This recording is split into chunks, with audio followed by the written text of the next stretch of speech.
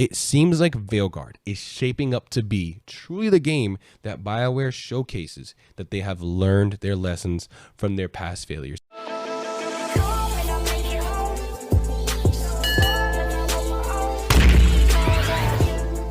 Yo, what's good?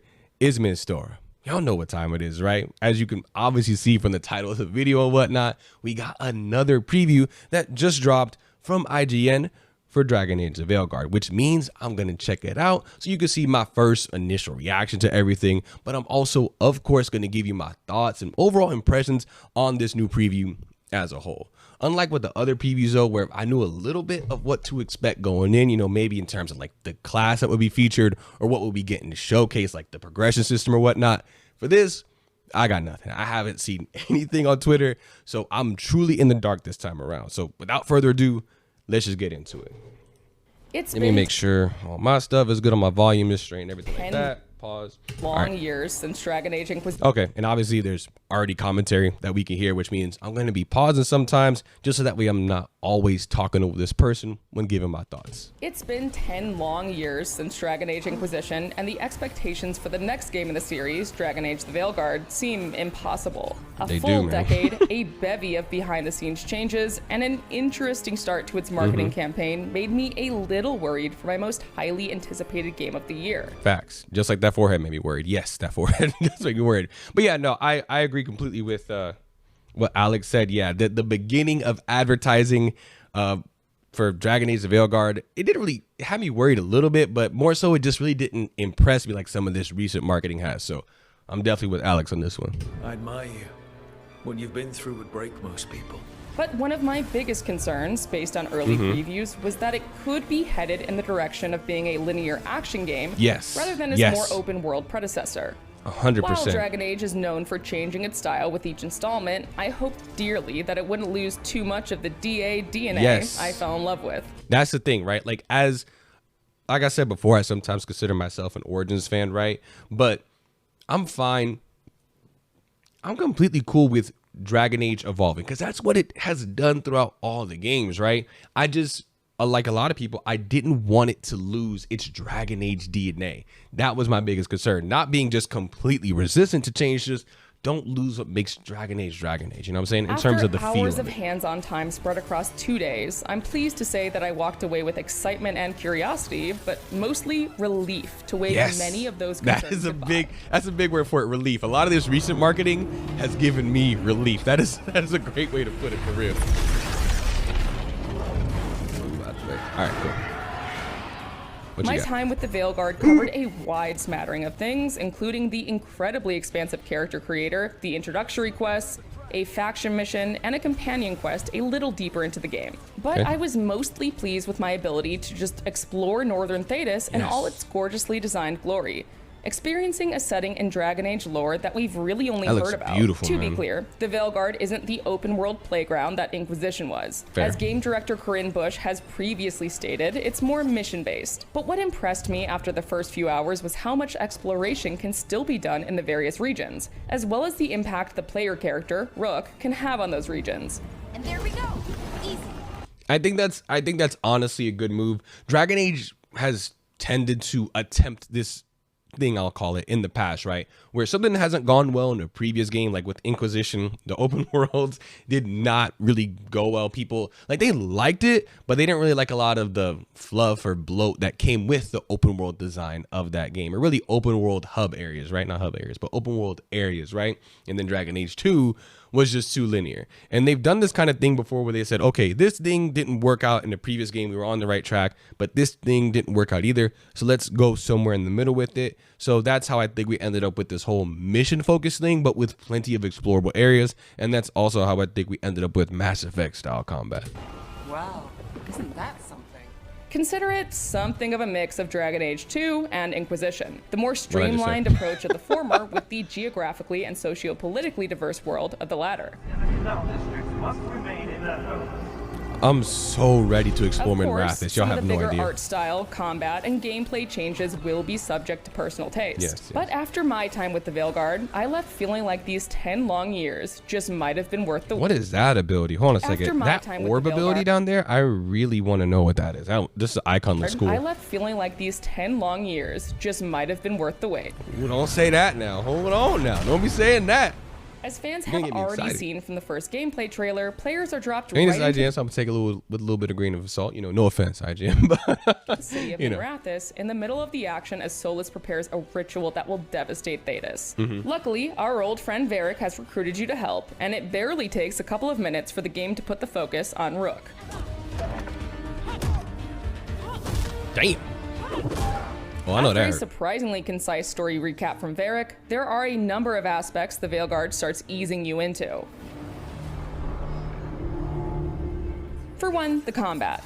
Gone are the days of Dragon Age Origins' more CRPG-inspired tactical system, offering a style that's a mix of quick action and a mechanic where you can pause and pull up your radial menu. While this absolutely does take some getting used to, and it'll be a gradual process to create what could be a highly customized build, Was that like a big bug? Look at that. I think. and Yeah, it'll be a gradual yeah, this person. That's a funny bug. radial menu. Just While straight up this swinging around absolutely invisible does weapons. take That's some funny. Look getting at that. used to, and it'll be a gradual process to create what could be a highly customized build while Okay. learning all your companions' different abilities. It didn't Oh wait, hold on. Let's get another look at that trait. Hold on now. So this is mage. This is Highly mage. This is what I was customized talking fit. about. Traits are damn near ability. I know some people, and it's not their fault. Some people are still hung up on the whole, oh, we only got 3 abilities thing. BioWare did not do the best job. That was a massive red flag when they just went out with that. Oh yeah, there's 3 abilities. With runes, your ultimate, and traits, there's truly so much more. But let me take a look at this trait right quick. build while Trait, Mortal Connection. Sustaining your range attack gradually increases its damage output the longer it's active to a maximum of 3 seconds. All right, so that's a trait, but it is gonna feel more like a passive. Unlike some of these other traits that add completely new things for your character to do, like a new combo or a new counterattack, this is just really gonna feel like a passive that's attached to your sustained range attack. But you know, okay, while I learning did all this. your companions' different abilities, it didn't take me long to actually start having fun with it. I largely played mage I think if you played Mass Effect before, you're gonna be able to hop into this almost no and rogue worries. builds during my hands-on time, and also quickly started to lean on certain companions' abilities. For one, the mage healing ability was essential. Mm-hmm. For one particularly difficult remnant, I basically established a pattern where I was only using Balara's mana to heal me, dodging and playing it safe when it got too risky. So that makes me a little, not really worried because I have no problem with it, but there's going to be people who, the 2 companions, again, I don't like that we're down to 2 companions instead of 3, but there's going to be people that, like everyone does when they're checking out this game and seeing the pre-release stuff, they already in their head go, okay, who is going to be my go-to party? What's going to be my go-to party makeup, right? Since you only got 2, you're thinking about what 2 companions to bring. There's going to be people out there for sure that their party, either they are the mage or their party is not going to involve a mage. If there was 4 people in your party like we've had in past games, yeah, they probably would have had a mage, but there's going to be people with this game that they're already thinking about their party. And sadly, just one of the mage characters didn't make the cut for what they have in mind for like their go-to party makeup. They said in a Q&A or some press release or article, whatever, that they don't think like a tank isn't going to be necessary, essentially, right? Like you're not going to need a tank for this game, and that'll remain to be seen. But one thing based on what Alex just said right here, it seems like you're probably going to need at least a mage, because mages are the only ones that can heal. And you might need a mage in your party or like really be hurting for one. We'll see though. Ability to slow time was also one I kept returning to, offering a Nice, bit I more like control that. on the battlefield when the situation got a little too fast-paced. The camera work, please. The camera work, please. And for you glass cannon builds out there, you'll want to have a warrior around to taunt your enemies out of your way. So there is, oh sweet. So you do, okay, so you have, oh man, that sucks. That's really rough because like, I do kind of really want a mage and maybe Harding in my party, but I'm also going to be playing a mage, so having it's tough because I am going to want someone that taunts. Man, they're making this tough. I really wish we were just at a full party of 4. In the Veilguard, combat revolves around your companions. Oh, that looks even dope. Though you can't What is that? A whole lot in the Veilguard, combat revolves around your companions. That's even though new. you can't fully take control of them like in previous Dragon Age games. That looks really cool, actually. That was a different like basic attack companions combo. have different combo options together, and there are certainly opportunities to build team synergy. Okay. Oh, and you'll want to listen to your companions in combat too, as they'll occasionally drop some useful hints. I like these You'll wanna swords listen to though. your companions That in like hook sword, combat, too, that like as little they'll curved hook sword, that looks so cool. The weapons look occasionally dope. drop some useful hints. Hitting us from range. Got it, Balara. As this necrotic skull is flying my way. Yeah, I think I got that. I think I see it. But Drop thanks some though. useful hints. Hitting us from range. You think? As you barely But dodge in combat time. aside, your dialogue choices, your rook's background, and the frequent decisions you make are immediately important, which shouldn't be too surprising. Yeah, for that face didn't look and the great. frequent decisions you make are Like this combat this aside, player your character dialogue has looked fine, pretty good actually throughout most of this preview. choices, your But that rook's face right there background, didn't and the look the frequent best. decisions you make are immediately important, which shouldn't be too surprising for fans of BioWare games. The dialogue wheel is Yeah, like back, there, it of looked course, as is the approval-disapproval system. We haven't got a lot of time. Varric said you had a lead on Solus? You get right to the point. But I was surprised to see that the Yeah, Veilguard completely actually great there. explains the consequences of some of your dialogue choices in Ooh, that's new. So instead of just this person approves, this person disapproves, it's a little bit more specific. Other games do this. It's nothing unique. It's just unique to Dragon Age.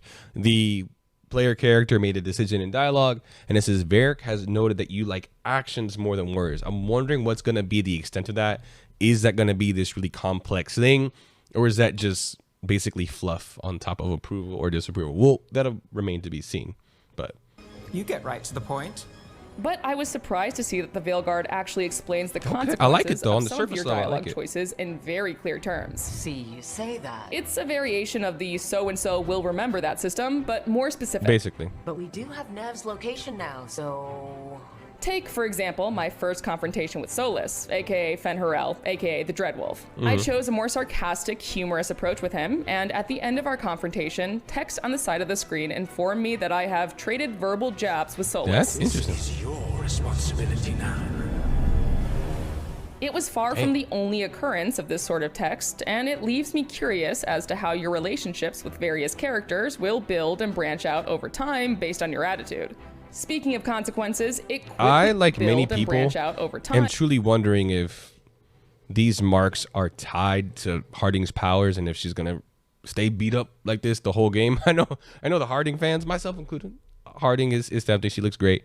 They ain't gonna be happy if she's like based that on the your whole attitude. game. But we'll Speaking see. of consequences, it quickly became clear to me that there would consistently be tons of choices in the Veilguard that'll have lasting results. It probably sounds like I'm stating the obvious here, Look at but the I baby. got the sense that even more of these kinds of choices might be peppered throughout I from like the the makeup usual on this skin, BioWare alright. game. Right at the beginning, for instance, I made a choice that led to Harding getting injured, and she was still bruised up for the remainder of the next couple hours. Okay, Harding lovers, potentially me included. Like I said, I don't know who I'm gonna romance my first go around out of all the women companions, but Harding lovers, we got our answers. It's just the first few hours. Whew! All right. Y'all don't have to hurt anybody, okay? I You don't felt have like to a real jerk Put the about pitchforks it, down. and It's all that was good. probably the point. Dragon Age the Veilguard seemed to be telling me, right from the start, that I'm going to feel like a jerk a lot. That's interesting though. That's I definitely think like entirely new for this series, like at least on this magnitude, right?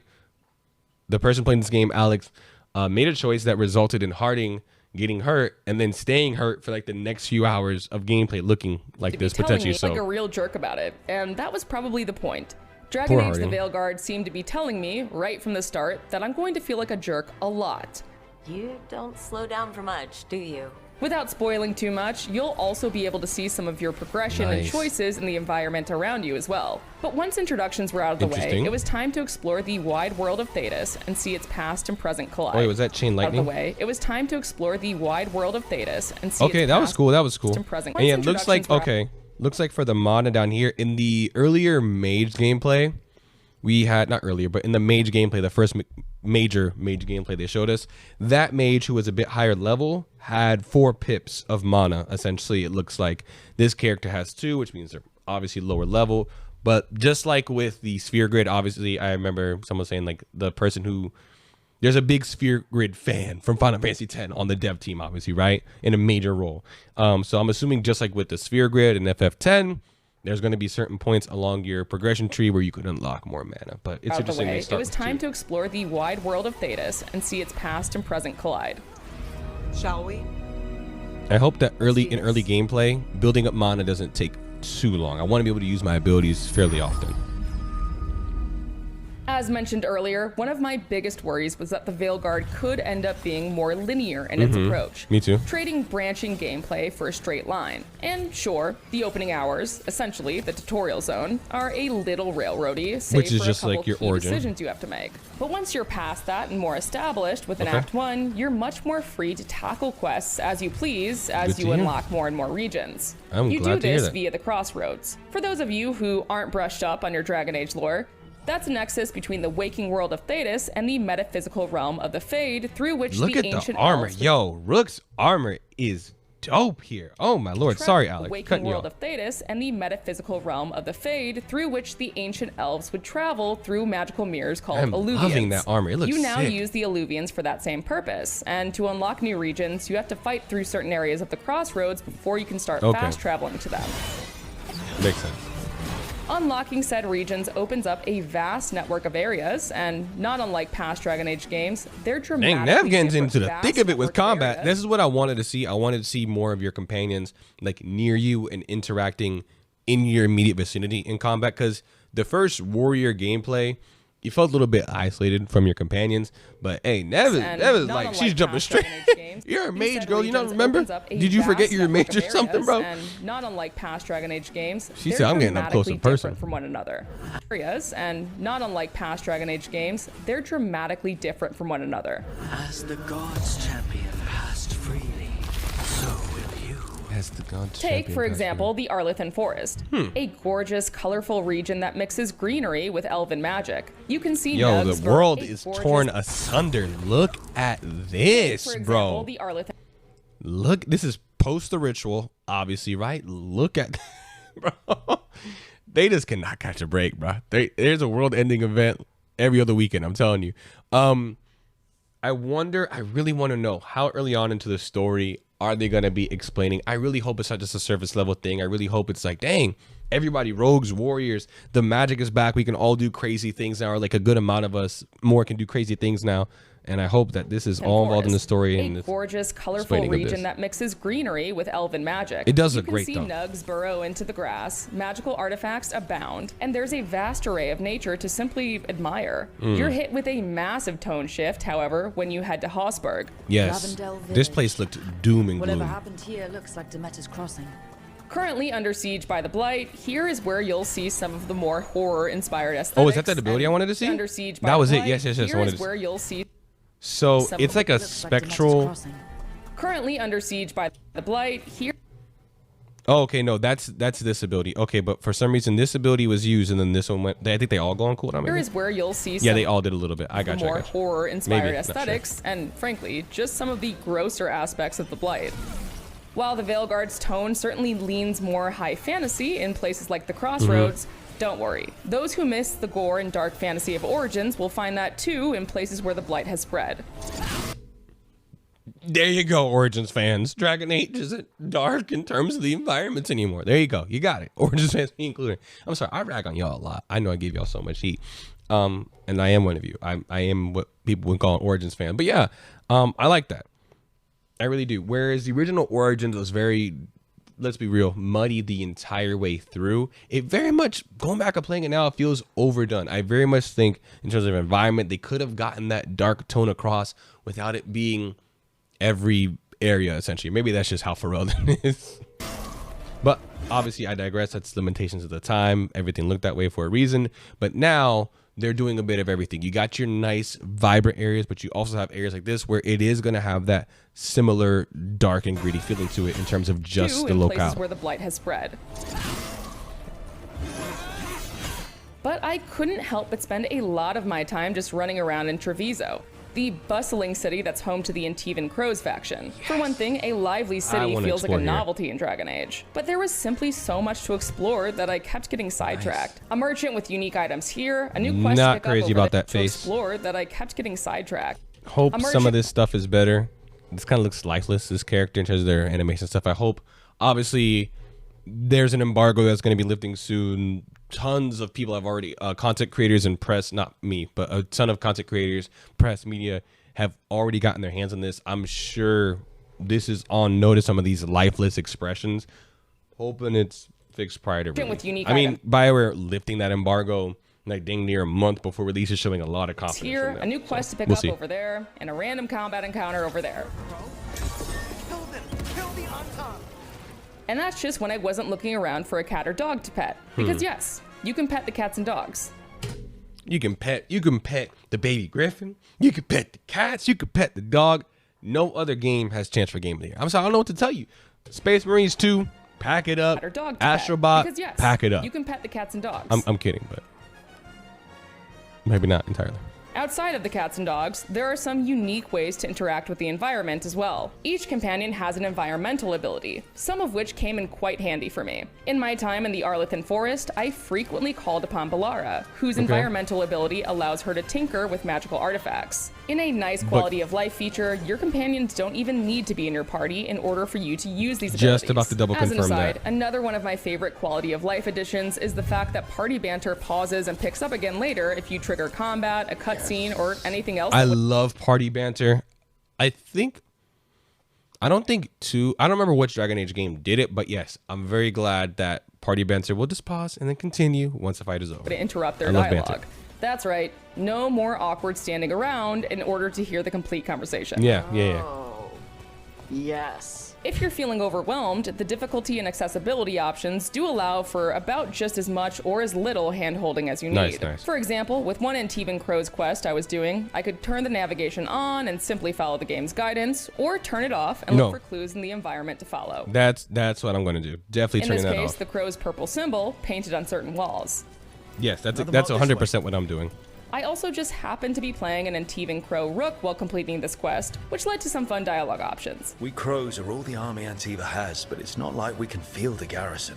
Once I was in the thick of things, I could clearly see the features in the Veilguard that boiled down to, okay, we heard the complaints about Inquisition, specifically addressing the infamous Hinterlands problem, which is a reference to the first open world area players visit in Inquisition. The zone was packed with more than 50 side quests, many of which boiled down to mere fetch quests, and it left many players drowning in a bevy of checklists that felt inconsequential to the story. The Veilguard has boiled this down quite a lot. You're still free to explore, but the scope isn't nearly as dizzying, and the quests point back to the main story, a region or faction, or a companion. Another clear reaction to put side content. Goodness, Morgan. She can't be doing that to me, though. Hold on. I gotta go back, because if I keep seeing this face, I'm not gonna be able to focus.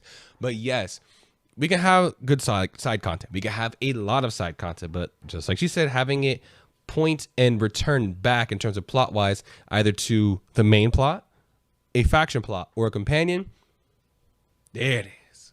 Yes, it should all be doing that. Unlike where in Inquisition, yes, a lot of that stuff mattered. You would finish side content, but you'd probably get like a codex entry for it, and then it was kind of subtle underneath to like really figure out how much this thing you just did really mattered. It didn't really feel like that all that much. Hopefully, it seems like that's better here, and hopefully that is truly better here. The quests point back to the main story, a region or faction, or a companion. Another clear reaction to criticisms of Inquisition are our villains in the Veilguard, Algernon and Gillenane. The two elven gods feel much more... Yes, Corypheus was kind of an absentee villain for a lot of the game, and Inquisition had a villain problem, I'll say for sure.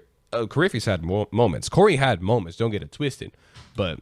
could have been better. Are our villains in the Veilguard, Algernon and Gillenane. The two elven gods feel much more present throughout the events of the early game than Corypheus, the frankly lackluster baddie of Inquisition. Whatever comes, we're ready for a fight. I'm excited for that. Words easily said, but rarely proven. While there's a whole lot more Thedas to see and talk about, I'd be remiss if I didn't bring it back home to the lighthouse. The lighthouse will likely be the most important location of the Veilguard. serving as the hub for you and your companions. Each one of your companions has their own room, and conveniently, a light shines outside of their door when they have a cutscene available. Once you get further into Act 1, it certainly starts to feel more lived in, and you can discover some pretty charming character quirks. For example, I found that Emmerich's skeletal assistant Manfred enjoys spending time on the balcony. Yes, I want to hear Manfred. Yes. For example, I found that Emmerich's skeletal assistant Manfred enjoys spending time on the balcony, and we even got a few games of rock, paper, scissors in. Oh, we don't get to hear Manfred. Dang, man, psyched me out. Of rock, paper, scissors in. That is cute, though. The lighthouse is also, obviously, where you're able to do some housekeeping, especially when it comes to the caretaker. Offer, Dweller. I will answer. This wildly helpful... There have been speculations that this person is Cole. One, I hope that's not the case because I personally picked more human side Cole. But two, the dialogue sounds a little bit Cole-ish. That has me worried. Offer, Dweller. I will answer. This wildly helpful spirit is always standing by to help you enchant and upgrade armor for you and your companions. But I found the lighthouse somewhat symbolic of one of the biggest challenges this game is facing, bringing in new players while honoring the now incredibly vast lore that Dragon Age has built across the games, comic books, short stories, and more. Basically, if you were worried that the name change from Dragon Age Dreadwolf would mean less Solus, think again. His history, along with the history of the other elven gods, is baked into the lighthouse, and you learn more and more about the threat you face as you unlock Solus's murals with various wolf statues. Ooh, you regret. Yo, you get to see some of looks like it's gonna be chunky, right? In terms of some of that nice meaty lore and story bits within your hub itself are concerned, bro. I'm loving that. I'm loving that. Make me care. No, for real, make me care. That's what this all seems. It seems to make you care about what's going on bit, right? About what's going on with the overarching, I guess you could say, stories of the plot, lore, whatever, right? And that's what I want. Give me the make me care stuff, please. You even get to see some of his memories firsthand. They need gods who can protect them. Nice. We are not gods. You will learn that. As a lore nerd, I very much appreciated this, as well as the various other callbacks to series history. I'm a mad lore nerd too, so I'm excited. This, as well as the various other callbacks to series history. The Origins fans will likely love the Grey Warden heavy quests, and we already know the Inquisitor will be involved in some way, as you can recreate them and select your world states in the character creator. Yes. But I do wonder if it'll overwhelm new players, which BioWare certainly seems to be courting with its action-heavy combat system. Yeah, that is a fault of these games, right? As each Dragon Age game changes so much in between sequel, right? As they change so much in between games, there's a lot of good that comes with that. But BioWare has this difficult task of trying to juggle appeasing new characters like, hey, this is a great point for you to get into the series, right? Check out Dragon Age, while also pleasing old fans. For me personally, as someone who's played Origins back when it came out and is in love with this series, they've done a lot to satisfy me with what's been presented new on offer. Again, we won't know for sure till I get my hands on it and I can play through it and review it. But seemingly, it seems like the stuff that they've included to attract some of that new audience isn't off-putting for me. It's like, dang, it actually seems really cool while also doing a lot for the old Dragon Age fan. I mean, like we just saw with some of the murals and stuff. They've seemingly pulled off some of that balancing act so far. That's why it helps, at least, to have something of an outsider like Rook to take the helm of the Veilguard. Plus, the scrappiness of Rook reminded me a bit of playing as Hawk and... Oh, and I wanted to say, I'm wondering, we know our Inquisitors coming in. We can remake them. We can bring in their world state. I know that. What's going to happen? Obviously, Hawk is going to depend on your world state. But I wonder if we're finally going to get a conclusion or at least some moving forward of the Hero of Ferelden storyline from Origins, right?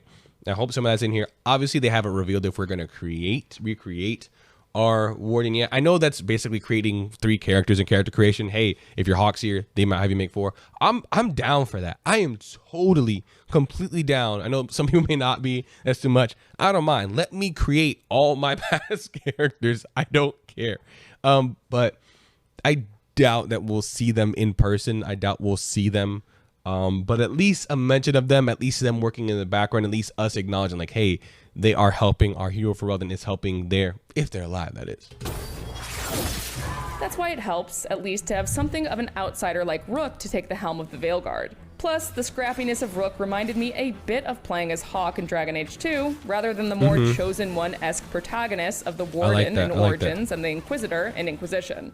In short, a lot changed in Dragon Age the Veilguard, but there was so much I was relieved to see stay. The focus on companions and romance, the rich lore, and a gorgeous world to explore. It goes without saying that there's still a ton of the Veilguard that I haven't seen, especially if it's as big as Origins and Inquisition, and it certainly seems like it. But after finishing my preview, I found myself even more eager to dive into it, and much more hopeful that this could be the hit BioWare needs. Hey, y'all. They might be doing it. They just might do it. That's all I'm going to say. That's not all I'm going to say. Obviously, I'm going to yap a bit more. But that's one of the main takeaways that I'm going to say. Watching this whole thing, man, I agree a lot with what... Oh, I forgot this person's name. I was so bad. Alex, right? Yeah, a lot of what Alex said was echoed by me. A lot of what I'm seeing from some of this newer advertisement, I guess advertisement, pre-release stuff or whatever, right, has been a lot of... It's been relieving me. That's... Pause. Anyway, it's been providing me with a lot of relief, all right? It's been providing me with a lot of relief because I started off into this game in terms of pre-release stuff. Like, my hype level was not very high. I was extremely cautious approaching this game like a 10-foot pole, right? Wanting to be optimistic, more cautious and everything. The first 20-minute gameplay review and then the first companion trailer, the very, very first trailer, didn't do a whole lot to get my hype up or relieve some of my concerns. But after that, it's just been boom, boom, boom, boom. Like, they've really done a good job at relieving some of my worries that this game has. It seems like more than anything, and I hope this is what ends up to be the case. It seems like Veilguard is shaping up to be truly the game that BioWare showcases that they have learned their lessons from their past failures, even in games that have been good, great, or amazing level, right? Like Inquisition was a great game. There were failures within that game itself, and it seems like BioWare's like, hey, we're going to even learn from those. We're not going to be satisfied that we could have made Inquisition 2, and despite some of the open world hiccups, Inquisition sold the best out of any of the Dragon Age games. They could have just straight up made Inquisition 2, completely ignored everything else. And of course, they've already been kind of ignoring some aspects of Origins, but they could have took that a step further. No, we're just going to make Inquisition 2.0, and it would have sold like hotcakes. It would have still made a ton of the fan base happy and brought in new people. But they weren't satisfied with that. They said, no, we want to learn from our successes, failures, and just really make something truly special. I hope that's what ends up being the case here. Everything I'm seeing kind of points to that potentially being the case. I'm very satisfied with what I've been seeing. I can't wait to get my hands on this game and play and just continue the story. But we'll have to see. Fingers crossed. But it looks like so far they're nailing it. It honestly does. A lot of stuff that was, even within this preview, I was saying, oh, I'm worried about XYZ thing. And then literally 2 seconds later, Alex would say, oh, yeah, by the way, this thing you're worried about, it's going to go this way. Don't worry. And I'm like, oh, okay, perfect. like that happened a few times within this. So I'm mad hype. I know that embargo lifts soon. So we'll see. We'll see as more comes out. But yeah, this preview was solid. It didn't really showcase too much new stuff, but it dispelled a few more concerns and really hammered in on some of the points that are the strength of this, while telling us that those of us that haven't gotten to play it, right, that we're just watching some of this stuff, telling the majority of us, hey, I tried X thing. It is as good as you're expecting, or it's better than you expect, right? And that's the job of this preview, and it did it really well. Now, of course, this is IGN, right? IGN has in the past always been the most reputable, or their opinions haven't been the most agreeable with the fan base of certain games at large. So take some of this with a grain of salt, but we'll see more once that overall embargo drops in a few days. I think, again, it's crazy that I don't know if it's a complete embargo shift, like we're going to see full on reviews, but any form of embargo dropping a month before release shows huge confidence on BioWare's part. And I'm all here for it. But yeah, this preview was dope, man. It didn't really show anything off too crazy systems wise. If anything, for some people complaining about the RPG stuff, it really showed off more RPG elements than anything. Like this whole thing here, Verica's notice you like actions more than words. We're not just getting like someone said, it's like, oh, such and such will remember that, like from the Telltale games. It's not just anymore like, oh, someone approved, disapproved. There's a bit more to it. They explain more of the lighthouse, some more of the RPG mechanics there, some more of your choices mattering. They really showcase like, yo, your choices are going to have huge impacts, with the whole Harding having that bruised face for a few hours into the game, depending on your choices thing there. I think what that's going to be, I think the person that you leave behind at the very beginning of the game, when you have to make the choice of who to take with you to try to stop Solus's ritual, you leave one person behind and you take another to try to interrupt the ritual. I'm assuming the person that you leave to fend for themselves while they'll survive, they're going to get banged up, whether that's Nev or Harding. That's what I guess that is. But still, they showcase that your choices are going to matter. They've kind of emphasized some of those RPG elements. A lot of people were talking about that. Some people were worried about that. Seems like that's going to be rock solid here. And the lore stuff, they talked about the lore being great, the story being great, the side quests actually mattering and going back into your, the factions, the companions, or the main plot overall. It seems like I said, BioWare has just been studying themselves for this game, and I'm excited to see that. BioWare needs a win. As much as I harp on them for Anthem and Andromeda not being as good as it could be, or just Anthem like being just straight out scummy in some cases, right? Which may have been EA's fault more than anything, but I digress. As much as like, oh, you want companies who make bad games to deal with potentially the consequences of putting out those bad games, right? At the same time, I want BioWare to win. From what I've seen, I feel like they can still make and produce greatness, and I want them to stick around to continue to do that. So they need a win with this game. Obviously, if the game is bad, it's like, hey, 3 strikes, you're out, man. It is what it is. It is what it is. We can't keep giving chances for these game companies to just crush our souls, right? You can't just keep, say it is what it is. But I do want this game to succeed, and I want BioWare to stick around with this for a long time, especially if they can produce magic, which is what this game looks like it might end up being. But that's going to do it for this video, y'all. I've rambled on enough. Let me know what you've done, what this preview has done for you. It has got me more excited, but that excitement, that hype increase is more incremental compared to some of the other previews and showcases and reveals or whatnot they've shown for us. But still, I liked a lot of what I saw, and it just kind of solidified a few things, dispelled a few concerns, and I think it was rock solid overall. Again, pending the trust of the opinion of someone from the IGN staff. But hey, we'll see once more content creators and media kind of that embargo lifts and they get to tell us their thoughts as well. But hey, that's going to do it for this video. Again, let me know your comments and your thoughts below. Let me know your thoughts below in the comment. Let me know your thoughts in the comments below. Words are hard, y'all. Remember that. But hey, as always, thank y'all for watching. I appreciate you very much, and I'll catch you on the next one. Y'all be easy.